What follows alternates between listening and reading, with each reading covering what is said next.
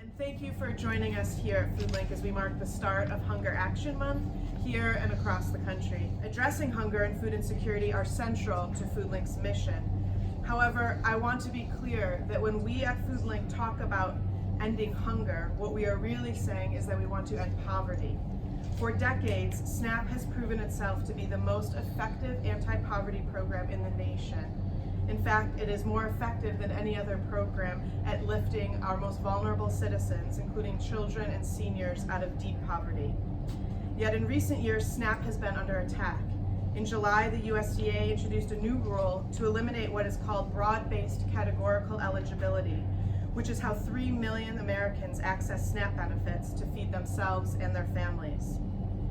In other words, the government allows people who qualify for other federal assistance programs to automatically enroll in SNAP. This provides them with greater access to healthy foods, and it reduces the administrative burden on state and local government agencies.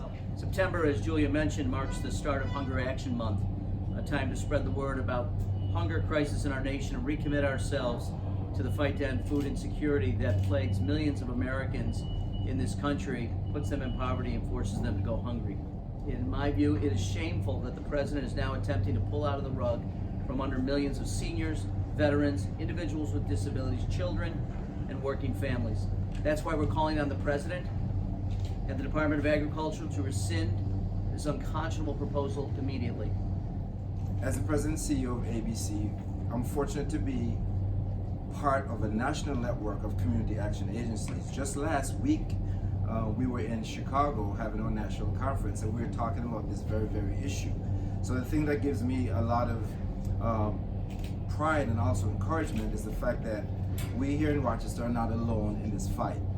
The proposal to even eliminate by the smallest margin any SNAP benefits is really bad public policy. And we want to challenge anybody who has any semblance of agreement with this to have a discussion with us, because in doing so, what this proposal will do is hurt the people that it's designed to assist, i.e. the poor. The Trump administration's proposed changes to SNAP harm thousands of low-income children and families in our community. And the timing of food insecurity really matters. Research shows that food security is critical to giving children the best possible start in life.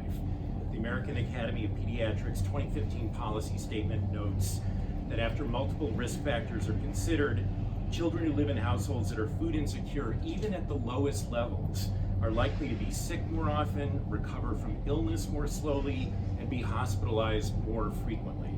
Lack of adequate healthy food can impair a child's ability to concentrate and perform well in school, and is linked to higher levels of behavioral and emotional problems from preschool through adolescence. Secretary Perdue of the USDA consistently called this a loophole. He said we wanted to close the loophole on SNAP.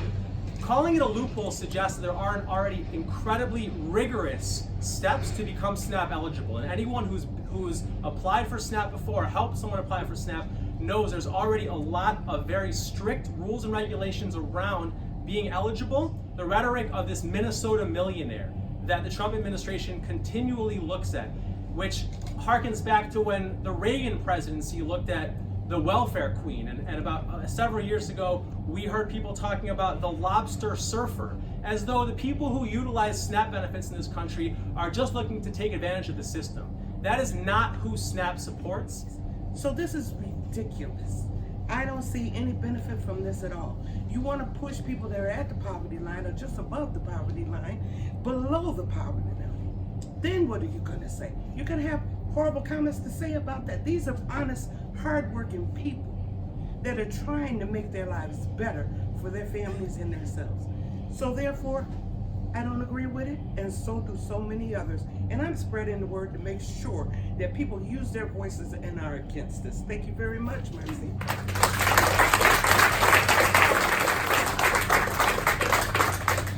I want to thank Marcia for sharing those testimonials, and thank you to our speakers again, who I think it's very clear have illuminated how damaging this proposal will be, and as Congressman Morelle said, how unconscionable it is. So on a final note, I'm just going to once again say this is a call to action. That's what today is about. and encourage people to go to our website, foodlinkny.org.